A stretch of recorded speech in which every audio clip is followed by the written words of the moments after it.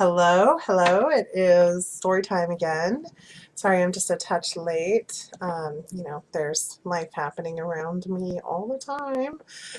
So tonight we are going to be reading chapter 11 through Ken Carey. I was going to say Ken Burns. I love Ken Burns though, but anyway, I'm not doing any Ken's Burn coverage right now. But what I thought I'd do for just a quick moment before we get into the reading tonight, the chapter is called the Information Society, the Information Society, the New Information Society. Oh, hold on.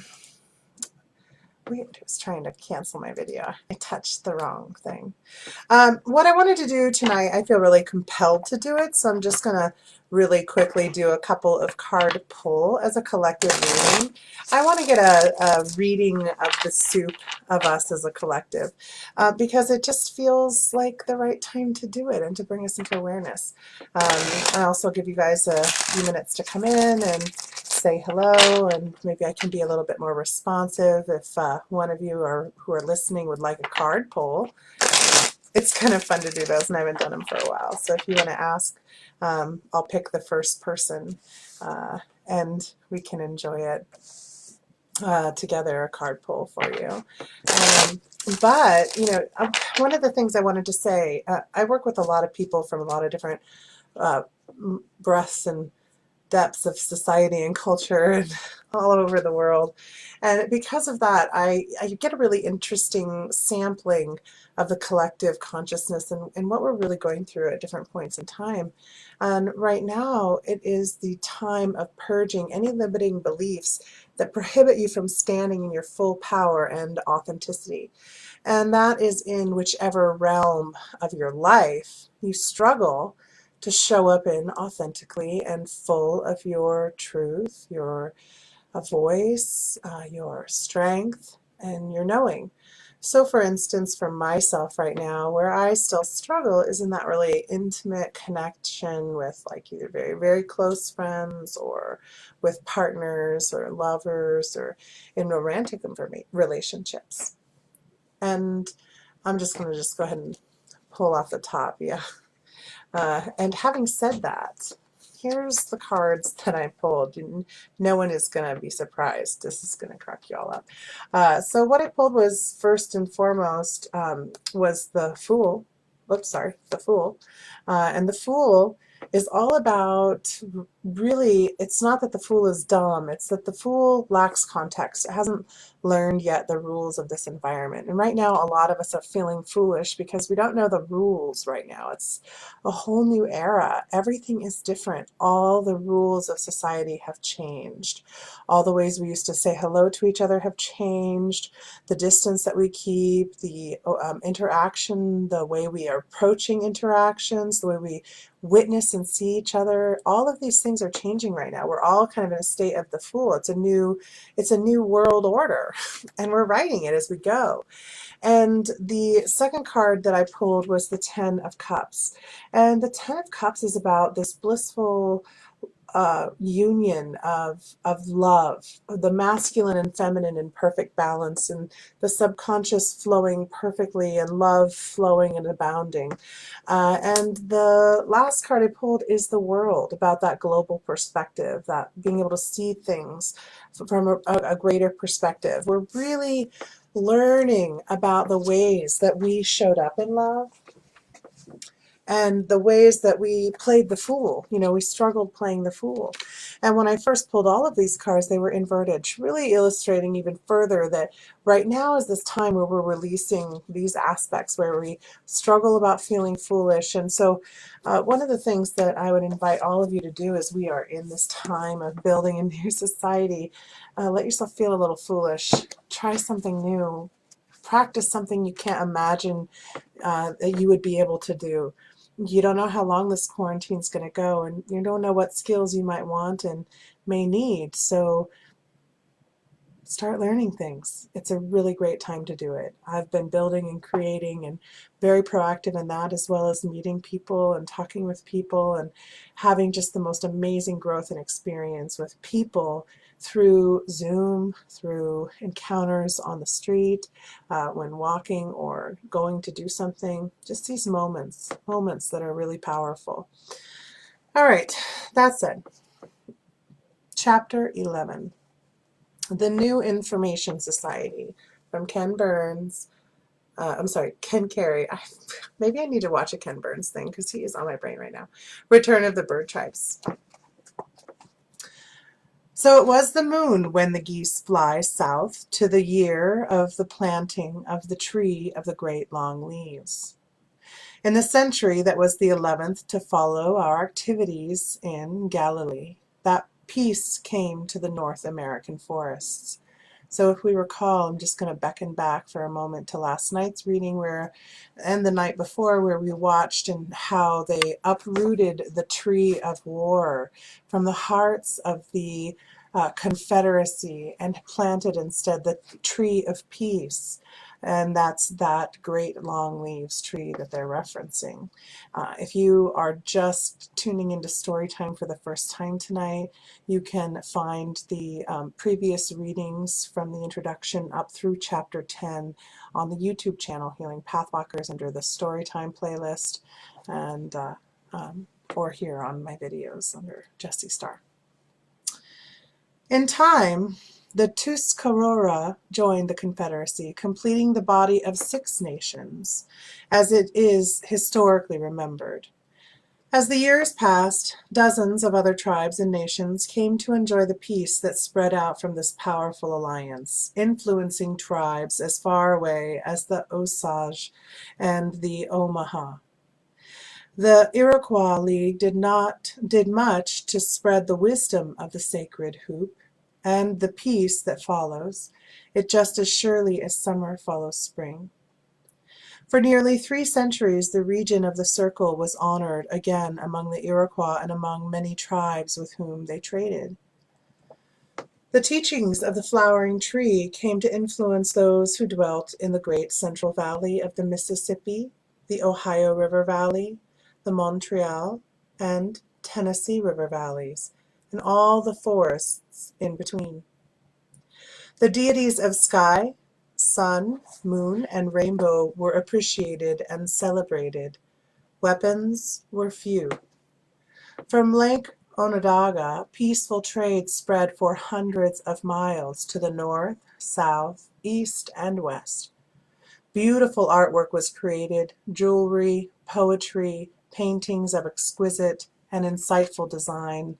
Great mounds of earth in the shape of animals and birds were uncovered and once again became the spiritual unity and harmony among the nations. Ceremonies among circles of stone reminded people that life itself was the greatest of all ceremonies. Though it was the coming of the Europeans that finally obliterated the last vestiges of the Great Peace, by then the League had already degenerated. Scanning over the images the present American generation holds of this era, we see numerous misperceptions. On one hand, there are images from those who have romanticized the Native Americans of the 15th and 16th centuries, depicting them as an idyllic people, which they certainly at that time were not. On the other hand, there are the official images, of which virtually every American schoolchild is familiar.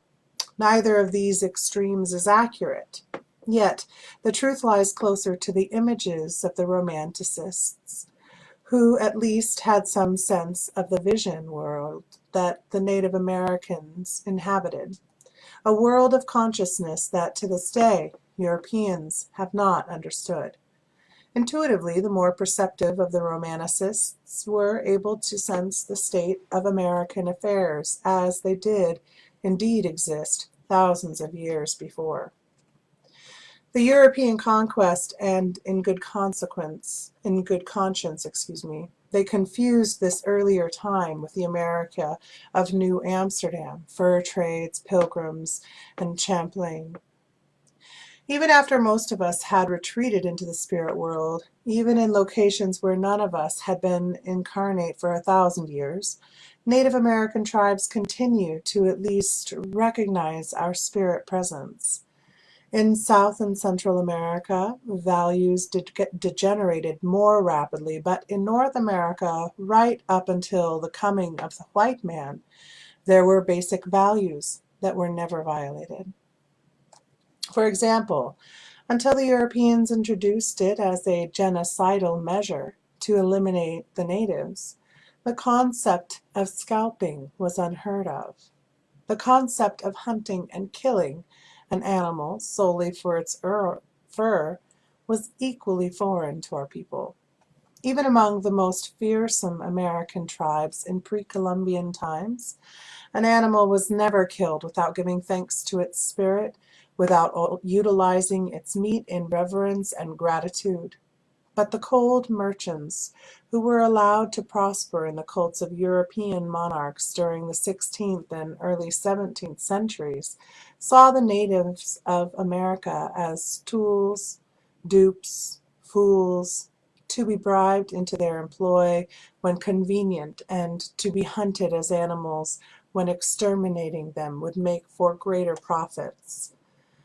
When these merchants had their academicians write the history books, they made no mention of the vision world or nobler characteristics of Native American people. Instead, they made much of the doings of the more unscrupulous natives, depicting all Americans as savages and heathens. But this was to be expected. It was, after all, still the Dark Ages. Only the very worst or the very finest of Americans' native children continue with their walks upon the earth. The gentler spirits had long before chosen to withhold incarnation. By the middle of the 17th century, even natives of warrior inclination began to do the same. Between 1650 and 1900, the Aboriginal population of North America was reduced by nearly 80%. Neither Hiawatha nor Degnawaida could turn back the tide of history. Even the Iroquois League could not hold back the inevitable maligning of the four races that was destined to precede our return to the earth. But just as for Europeans the teachings of Jesus helped to diminish the violence of the past 2 millennia, so did our activities at the founding of the Iroquois League of the founding of the present American system of government help to diminish the violence of these more recent centuries. You remember these years of Anno Domini as violent times, but the fact that you remember them at all and have preserved record and delicate artifacts is evidence that there were a vast improvement upon the darkness that preceded them. As you thank God for the people and ideas that helped to make these centuries much better than the worst, they could have been. Thank also the deities of sky, sun, moon, and stars.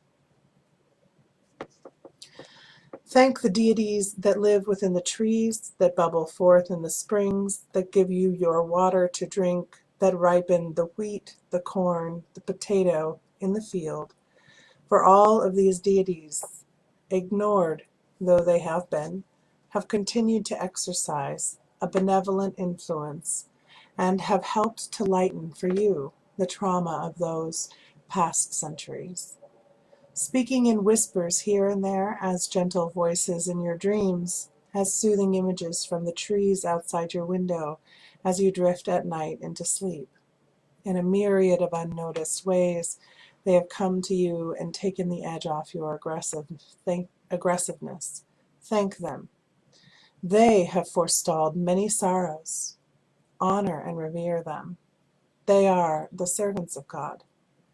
Though these are the same deities, the Tuatha De Danann, honored on the shores of Killary, the same deities that the Druids thanked with their first cup of water at every bubbling forest spring, the same beings that African Bushmen and Australian Aborigines call upon today.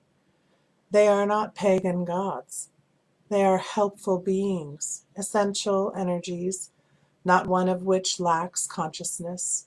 They are specific ways that God has chosen to serve you in this material world. Every time you give reverence to any one of these, you honor God. You are perhaps the only people that has not a name for these essences of divinity, forming the great pantheon of wonder, vibrating and scintillating like the colors of the rainbow. They unite in a single great spirit, the same Christ, the same Wakan Tanka, the same eternal starfire love, the spark everywhere honored as the source of life. Just as there is no conflict in reality between the elemental forces of the earth and the whisperings of the solar wind, just as there is no conflict between ocean and shore, between female and male, between moonlight, sunlight, noontide, or night, neither is there conflict between the monotheism of the European traditions and the pantheism of earth peoples of the world over. Let the distortions and abuses of both traditions fall away. In this new world of light, see God in all things. Understand that to honor any aspect of God is to honor God. Let reverence be not reserved solely for an image in your cathedral or consciousness. Extend it to every sparrow, every child, every flower. Give it to every pebble sparkling on the beach. Honor the Spirit of God, not in the abstract, but in your sisters, in your brothers, and in your own heart. Give freely of your reverence. Give it to the deer of the forest, to the eagle who wins her way through the mountain passes, to the beaver who loves every moment of his life.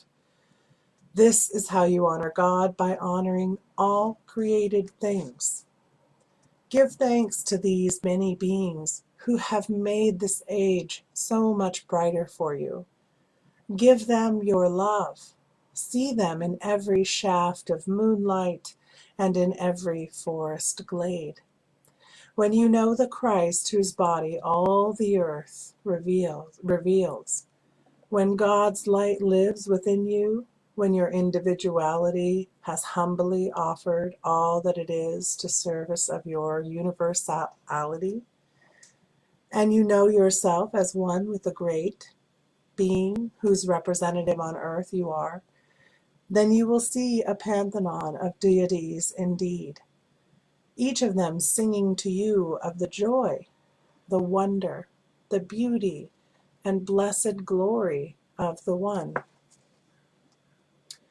Living in the One, in tune with the One, singing your individuality in harmony with the others of your nation, as your nation sings in harmony with the other nations and in this world, are forming the organ of consciousness of the One. You are the way that God becomes human, the way that God tends the garden. You are the way God interacts with the universe of creation. This world is your unfoldment. You have created it that as this human family, you might come to enjoy time through the substance of biology. It is odd for us now to address you in this way, we, that part of yourself that stay awake while sleeping. You drew this species out of your dreams, for you incarnate humans of this age slumber, yet in the image of our children. Yet we know we awaken you best through speaking to you as our source. How can the parent speak to the child, knowing that soon the child will become a god? How can we, who have guided your sleepwalking steps, and saved your time and time again from tottering over the cliffs of ignorance, the fool, now shift perspective the world, and perceive you as we did when the world was younger and your spirit gave us birth. How with pleasure, the Ten of Cups, with joy, and with a song forever ascending in the upward spiraling fires of your eternal love. With all this high adventure, with all this pageantry, with its epics, both recorded and thankfully forgotten, this fall of your human consciousness is, of course, healed, as all things are in the passage of time. Intelligence once implanted, though it can be misdirected for an epoch or an age, nevertheless remains intelligence at its source and cannot possibly fail to learn. In the obvious and evident simplicity of the truth that your human consciousness now understands and communicates so freely, you cannot help but wonder why these ideas could not have spread as easily among Socrates' schools, in Renaissance Florence, in the courts of Solomon, or in the monasteries of Tibet. For a fleeting moment or two as the dawn streaks blue and brilliant on the horizon, you wonder, why did the truth not flower when Columbia cried on Iona's shore? Why did the lightning between Francis of Assisi and Pope Innocent III illuminate only the Vatican? And there but for an hour. Why did it fail to ignite a fire that would brighten the world? You wonder why Arthur in the end could not hold the table round, and why the finest Nordic generation yielded the hypnosis that taught them as much as the Japanese. You were there then, in the tea gardens of the emperor, when it was truly a sun god who sought to fill the minds and hearts of men. And was that not you on your horse riding into the desert, disgusted with the warrior ways of China, who stopped for a moment to pen those words which have been long revered, but which have never yet accomplished their goal? And under the Bodhi tree, after you had eaten the milk and curd, why did you ignore your impulse to speak at length to the woman who offered it into your hands? In this moment when history is about to be laid to rest, in this flickering moment before your attention turns toward the stars, you cannot help but wonder at these critical junctures. The truth is spreading so obviously and naturally among the humans of the late 20th century. Why did it not spread so easily and naturally when perhaps you saw the chance incarnate here and there in other lives, in other moments? Long have you passed in and out of these realms, holding candles in the darkness, drawing the warrior tribes closer and closer to the healing that is now no candle, but dawn, flaming brilliant across the eastern sky. Today you see these ideas appearing in hundreds of new books, songs, movies, publications, and periodicals. As you see the passion with which they are translated into every human tongue, converted into every form of media, and shared among the healers and leaders of every nation on earth, you wonder at the moments missed. But then you see that there were no moments missed, and that had you followed the woman who offered you the milk and curd, the two of you together united in bliss might have taken her canoe far beyond the Ganges, and communicated not a word of the illusion's bound, as you did in the end. Quetzalcoatl, Jesus, you know how they were beginning to depend upon you. The truth did not diminish when your human focus did. It grew, it deepened. Though the great white roots of peace care not for names, egos, labels, images that rest like yesterday's leaves beneath the pulsing of the season's life, nevertheless all are honored, as every root of peace weaves together in a great concentric tree ring network of light that runs through the first great mother and flows through the blood of every one who has ever lived to make this a better world. Suddenly you see that there is a reason why it is different now. For when you formed the Tao Te Ching, you sat alone in the sand, your horse grazing on the grass there was at desert edge. There was only one to take your written words. No telegraph existed to relay them with lightning speed to the other side of the world. And when you spoke of the Eightfold Path, a few around you understood, but their articulation was not yours, and no recordings could preserve the truth more clearly. And when Francis spoke, no torch of video carried that lightning illumination to kindle fires throughout the far-flung reaches of the Christendom, though kindling was gathered on many shores and people prayed for just that flame. And when the Spirit filled Jefferson those weeks of the New England year, there were moments, as Thomas spoke, when the spirits of God looked out of the eyes of many a former Englishman. Yet that event was not televised, beamed through a global telecommunication network to those who watched from Parliament and homes on every continent. There are many reasons why consciousness is presently spreading so rapidly. The tremendous explosion in human connectivity brought about by telephone, radio, television, and orbital satellite relay stations, the exponential explosions of information due to the tape recorder, video recorder, film, and computer technology. And this was written in the 80s.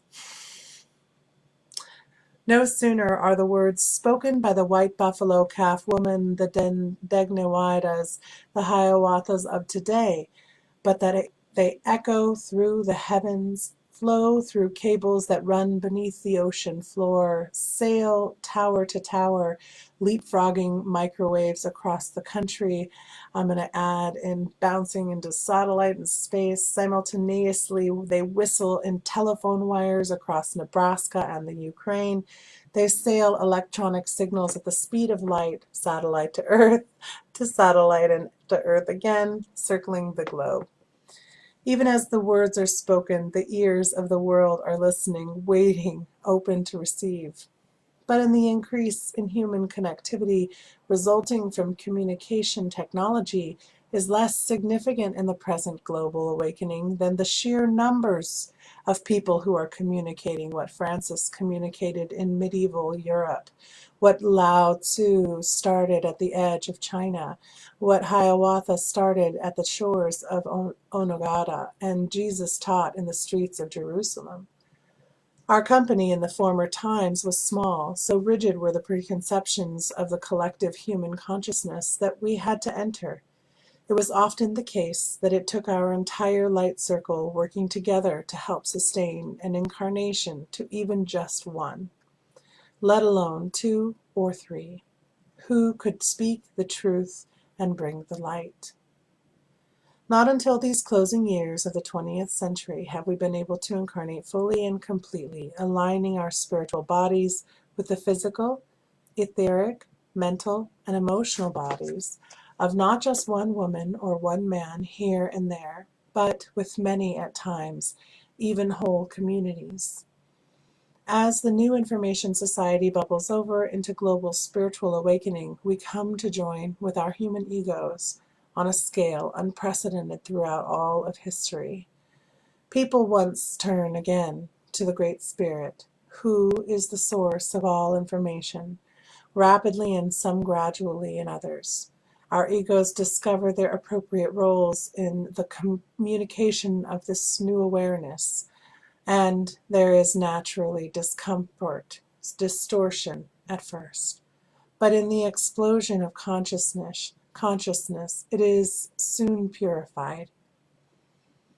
Our spirits will incarnate in ever-growing numbers, distortion diminishing, truth spreading, and how beautiful it is. Like crocuses announcing the coming of spring, channeling proliferates for a season, then just as crocuses give way to daffodils, channeling in season gives way to a deeper and fuller communication. The spirits of God secure the cooperation of the egos with whom they consume on this earth. They commune with on this earth. Slowly and steadily, they proceed through the process of bonding with their egos no longer just speaking to them, messengers from the stars, but flowering into perfect union, waking up within them as the beings they themselves are. And it goes down. Daffodils follow crocuses, dandelions follow daffodils, dogwood, apple, pear, plum, all blossom. Oak shakes her gentle flowers, and summer comes to the world at last, watching all teachings fall and pass behind her as the flowers and the earthly blossoms of spring give way to the unabashed sensuality of midsummer, luxuriant, rich, and magnificent. There's gratitude for these teachings that helped her turn her human hearts from violence during the darkened times. But one does not eat out of a garden that grew in centuries past. Moment by moment, the great white roots of peace birth the same truths, fresh, new again, like this summer's vegetables, like this season's fruits, to be enjoyed, appreciated, and shared when ripe, to be cared for, that they might continue to blossom and flower, like the Oguihande, Amwe, like the people true to reality, like the bird tribes whose seeds have lain dormant in human hearts for thousands of patient circlings of this earth around the stars.